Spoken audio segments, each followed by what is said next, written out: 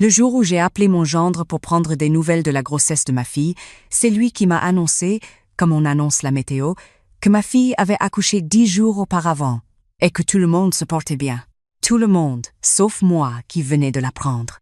Je m'appelle Monique. J'ai 63 ans et je vis à Bordeaux depuis toujours. Infirmière pendant 38 ans à l'hôpital Pellegrin, j'ai pris ma retraite il y a 3 ans avec une pension correcte, pas extravagante, mais suffisante pour vivre dignement.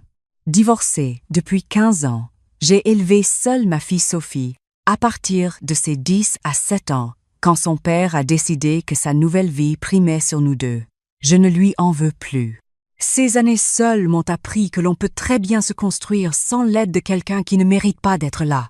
Avec les économies mises de côté pendant des années, en me privant de vacances et en mangeant à la cantine de l'hôpital plutôt qu'au restaurant, j'avais pu acheter un petit studio à Mérignac. Pas grand-chose, 32 mètres carrés, mais un bien à moi, loué via une agence immobilière et qui m'apportait chaque mois un complément appréciable.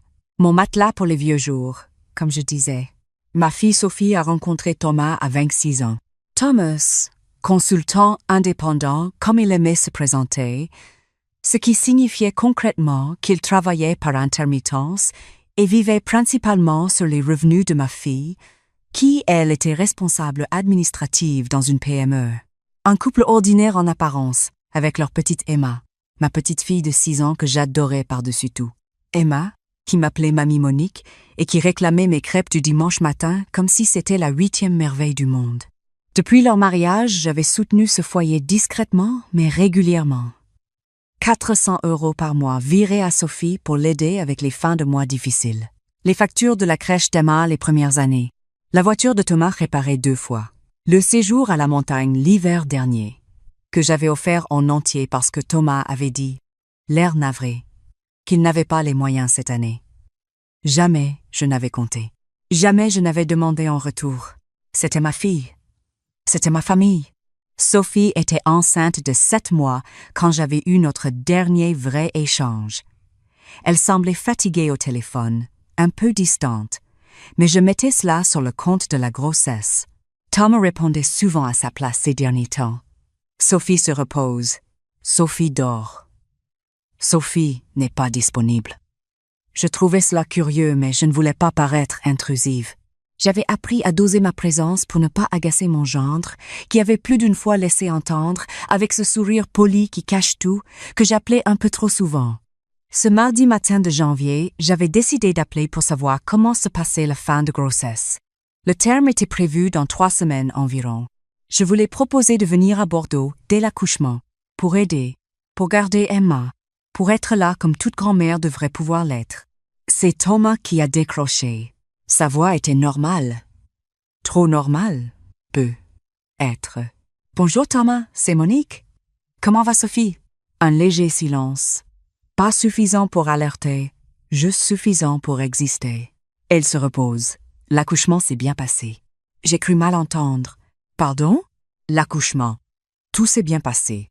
Sophie et le bébé vont bien. Mon cerveau a mis plusieurs secondes à assembler les mots dans le bon ordre. L'accouchement. Le bébé. Bien passé. Thomas. Sophie a accouché? Oui, il y a 10 jours. Un petit garçon. On l'a appelé Noah. 10 jours. Ma fille avait donné naissance à mon petit-fils 10 jours auparavant. Et j'étais en train de l'apprendre maintenant, par hasard, parce que j'avais eu l'idée d'appeler ce mardi matin. Pourquoi? Pourquoi personne ne m'a prévenu? Il a pris ce ton légèrement condescendant qu'il réservait aux questions qu'il trouvait inutiles. Sophie était épuisée. On ne voulait pas gérer trop de monde en même temps. Le retour à la maison a été chargé. Vous comprenez? Trop de monde. J'étais devenue trop de monde. Est-ce que je peux lui parler? Elle dort en ce moment. Je lui dirai que vous avez appelé. Il a raccroché avant que j'aie pu ajouter quoi que ce soit. Je suis restée assise dans ma cuisine, la tasse de café encore chaude entre les mains, à regarder le jardin de ma voisine sans le voir vraiment. J'avais un nouveau petit-fils. Il s'appelait Noah. Il avait 10 jours, et je ne savais même pas à quoi il ressemblait. Le soir même, Sophie m'a envoyé un message. Juste un message.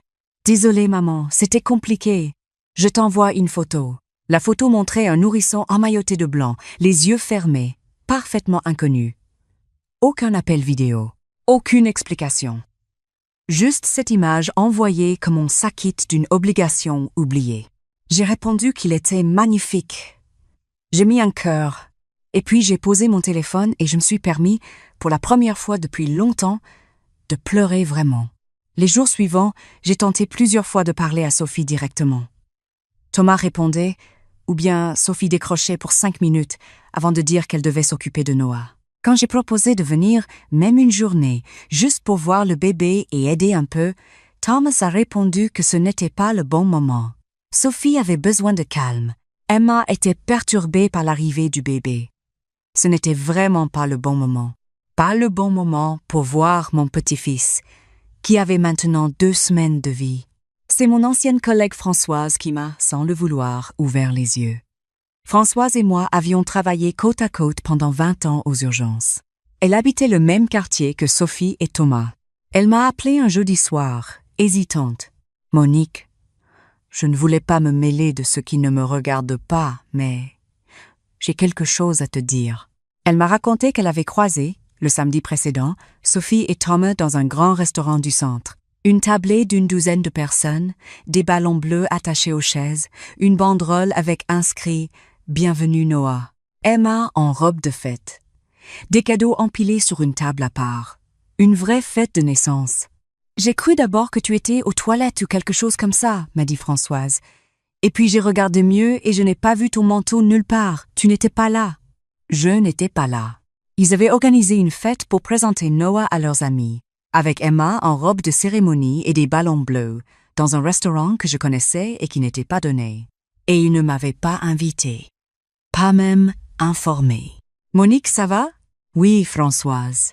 Merci de me l'avoir dit. » Ce soir-là, j'ai cherché le profil Instagram de Thomas. Il n'était pas public, mais celui de quelques-uns de leurs amis l'était. En cherchant avec le prénom de Sophie, j'ai trouvé les photos de cette fête. Sophie rayonnante avec Noah dans les bras. Thomas qui levait sa coupe. Emma qui faisait un câlin à son petit frère. La tablée entière, souriante, avec cette banderole bleue en arrière-plan. 15 personnes. Au moins 15 personnes présentes le jour où l'on avait fêté l'arrivée de mon petit-fils. Et sa grand-mère maternelle, celle qui virait 400 € chaque mois depuis 5 ans, était assise seule dans sa cuisine bordelaise à regarder des photos volées sur les comptes d'inconnus. Le lendemain matin, j'ai pris le temps de réfléchir avant d'agir. C'est une habitude que j'ai prise à l'hôpital. Dans les situations d'urgence, on n'agit pas sous l'impulsion. On évalue, on priorise et on fait ce qui est juste. J'ai ouvert mon ordinateur et j'ai regardé mes relevés bancaires. Les virements mensuels à Sophie, les dépenses ponctuelles. Les petits coups de pouce qui, ajoutés les uns aux autres, n'étaient plus si petits. En 5 ans de mariage, j'avais donné à ma fille et à son mari près de 32 000 €. 32 000 € que j'avais mis des années à économiser en faisant des doubles gardes de nuit. J'ai annulé le virement automatique prévu pour le 1er du mois suivant. Puis j'ai eu une idée. Mon studio à Mérignac était géré par l'agence Imo-France depuis 4 ans. Je les appelais rarement. Ils me viraient le loyer de déduction fait de leurs frais et je ne posais pas de questions. Mais en regardant mes relevés ce matin-là, j'ai réalisé que le dernier virement de l'agence remontait à 9 mois. J'avais vaguement noté à l'époque qu'il y avait eu un flottement lors d'un changement de locataire et Thomas m'avait dit qu'il s'en occupait, qu'il avait des contacts dans l'immobilier et qu'il gérerait la transition. J'avais dit d'accord sans vraiment m'en préoccuper. J'avais confiance. C'était ma famille. J'ai appelé l'agence Imo-France. La standardiste m'a passé la responsable, une femme au ton professionnel qui a mis quelques secondes à trouver mon dossier. Madame Vernet, studio rue d'Épine à Mérignac, j'étais là. Mais votre contrat de gestion a été résilié il y a 9 mois. J'ai cru qu'elle se trompait de dossier. Pardon? Oui, en avril dernier. Nous avons reçu une demande de résiliation par courrier, avec votre signature, et nous avons remis les clés à. Attendez, à un M. Thomas Gauthier, qui se présentait comme votre mandataire. Thomas Gauthier, mon gendre. Je n'ai jamais signé de demande de résiliation. Un silence embarrassé de l'autre côté. Madame, je vais devoir vérifier le document original. Si votre signature a été imitée, c'est extrêmement grave. Qui occupe le studio in ce moment? Nous nous ne gérons plus le bien. Depuis la résiliation, il est sorti de notre portefeuille. Nous n'en savons plus rien. Itself. J'ai raccroché et je me suis assise sur le canapé parce que mes jambes ne me portaient plus très bien. Thomas avait résilié le contrat de gestion en imitant ma signature. 9 mois. Pendant 9 mois, mon studio était soit vide, soit occupé par des personnes que je ne connaissais pas. Pour un loyer que je ne touchais pas. Le loyer était de 750 € par mois. 9 mois de loyer. 6 750 €. Je suis allée à Mérignac l'après-midi même. Devant la porte du studio, j'ai sonné. Une jeune femme a ouvert, l'air méfiant, un nourrisson sur la hanche. Elle ne me connaissait pas. Je lui ai expliqué calmement que j'étais la propriétaire du bien. Son visage est passé de la méfiance à la confusion. Mais c'est Monsieur Gauthier qui nous loue l'appartement. Il nous a dit qu'il gérait ça pour sa belle-mère qui vivait en province. Je suis la belle-mère en question. Et je ne vis pas en province. J'habite à 20 minutes d'ici. I know. Elle m'a montré le bail qu'elle avait signé. Un bail rédigé au nom de Thomas Gauthier, mandataire de la propriétaire. Loyer mensuel. 750 €. Payé en espèces. Sur présentation d'un reçu signé de la main de Thomas. 750 € en espèces. Chaque mois, depuis 9 mois. Je me suis excusée auprès de cette jeune femme qui n'avait rien fait de mal et je suis rentrée chez moi. J'ai rappelé Françoise le soir même.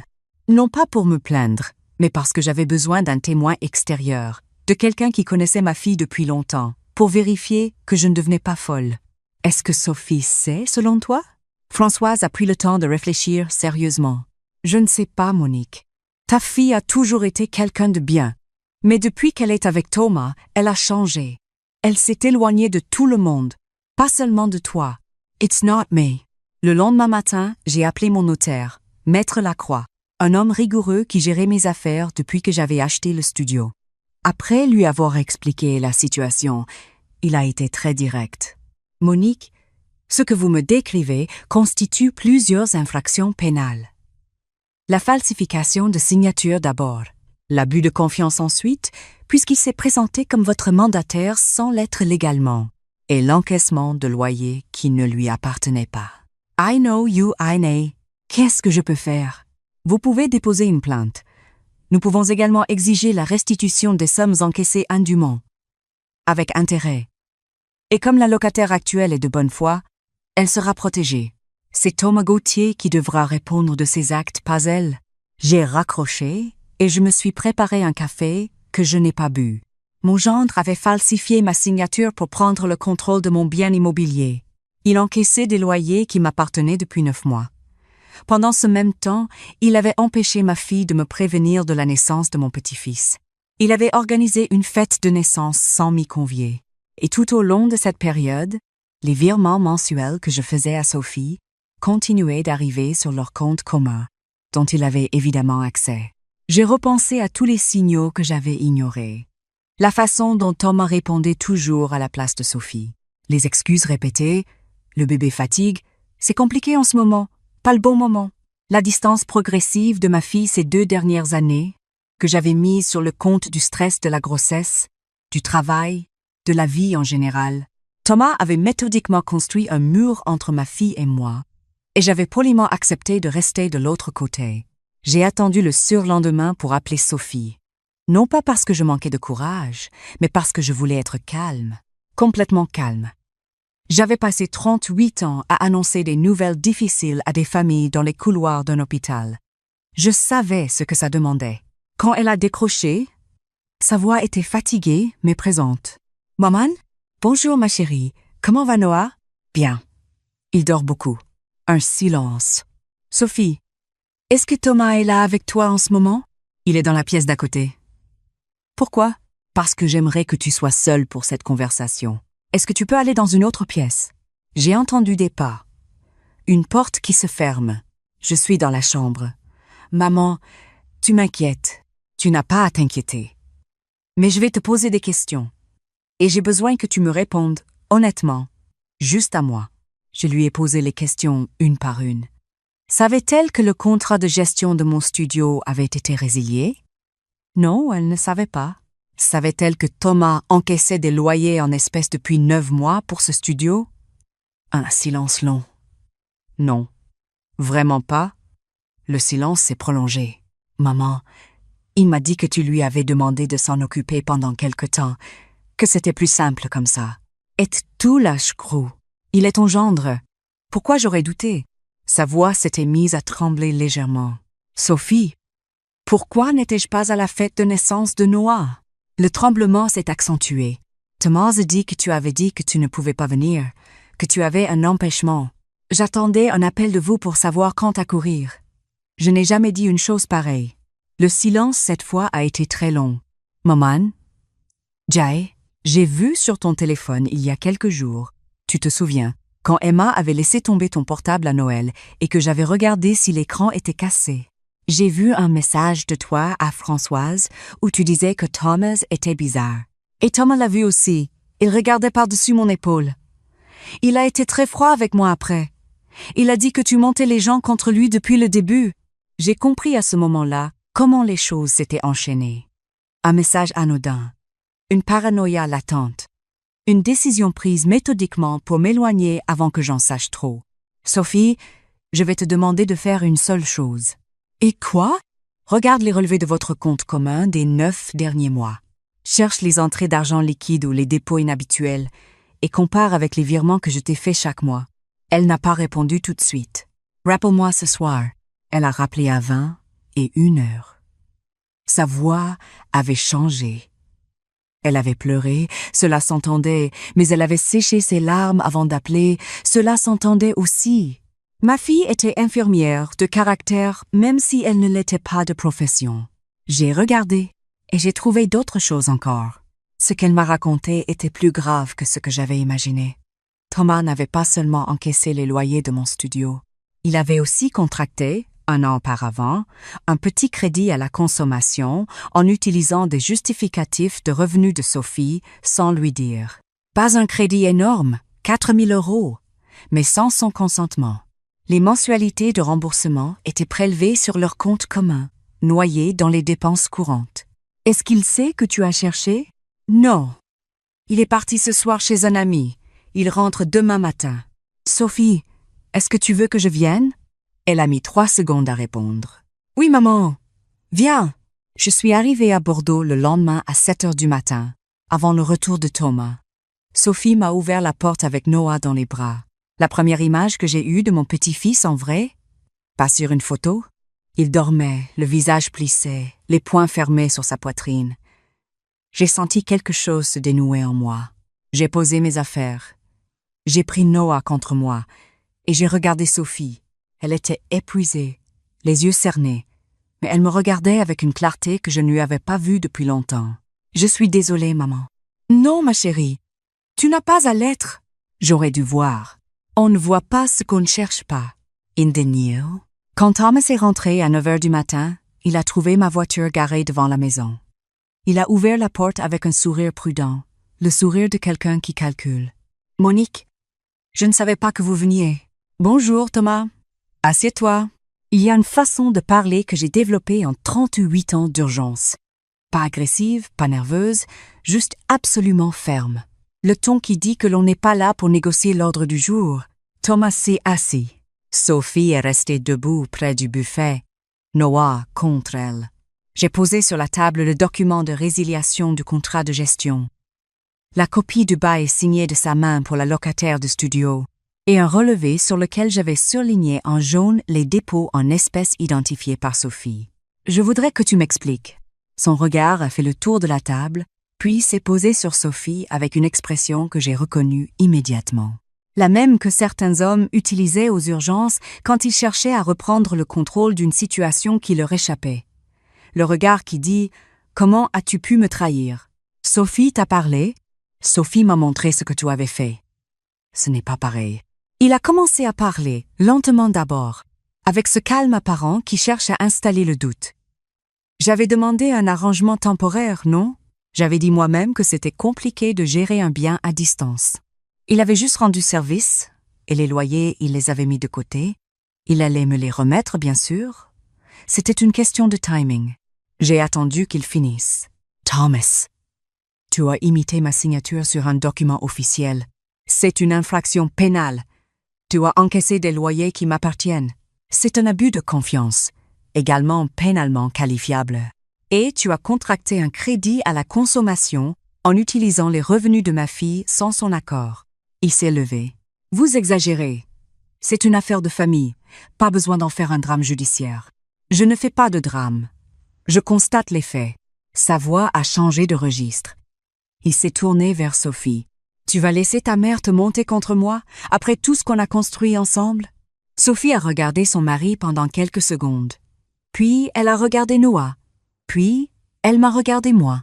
Thomas, je crois qu'il faut que tu ailles chez ta mère quelques jours. If you let's. Il n'a pas bougé. Tu es sérieuse? Très. La scène qui a suivi a duré 1 heure. Thomas a alterné entre la colère et les larmes, les accusations et les promesses. Il a dit que j'avais toujours voulu briser leur couple, que je me servais de l'argent pour les contrôler, que Sophie était trop faible pour lui résister. Il a dit des choses sur moi que je ne répéterai pas. Sophie a encaissé chaque mot sans bouger d'un centimètre. Quand il a menacé de partir avec Emma pour le week-end chez ses parents, en prenant un ton qui ressemblait à une menace voilée, c'est Sophie qui a répondu. « Emma reste ici. Et si tu touches à cette décision, j'appelle mon avocate. » Il est parti avec un sac pour 2 jours.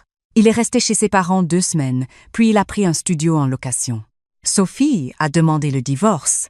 La procédure a pris plusieurs mois, comme toujours, mais elle s'est passée dans un calme relatif, une fois que Tom a compris que j'avais effectivement déposé une main courante auprès de la police concernant la falsification de signatures et les loyers encaissés indûment.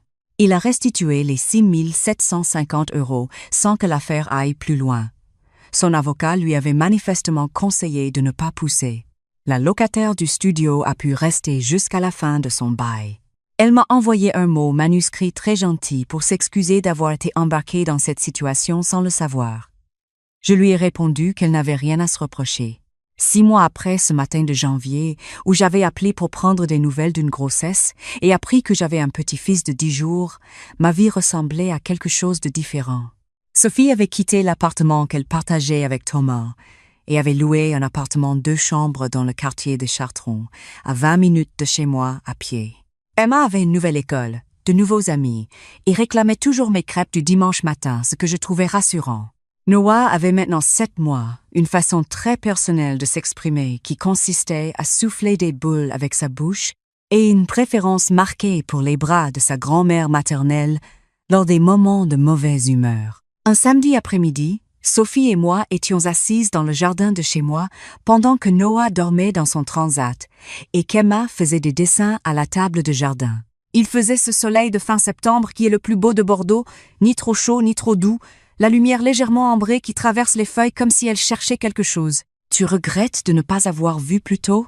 C'est la question que Sophie m'a posée, sans me regarder, les yeux sur Emma qui dessinait quelque chose de compliqué, avec des feutres de toutes les couleurs. « Je ne regrette rien, ma chérie. Voir plus tôt n'aurait servi à rien si tu n'étais pas prête toi-même. » Elle a souri, un sourire de quelqu'un qui porte encore quelque chose de lourd, mais qui commence à trouver que le poids est plus gérable qu'avant. J'aurais dû écouter Françoise. Elle m'avait dit il y a 2 ans déjà que Thomas avait l'air de t'éviter. Je lui avais dit que tu exagérais avec tes appels et qu'il avait juste besoin d'espace. Et moi, j'aurais dû ne pas laisser cet espace devenir un mur. If Yuma. Emma a levé la tête de ses dessins. Mamie Monique, je peux dormir chez toi vendredi? Bien sûr, mon cœur. On fera des crêpes samedi matin?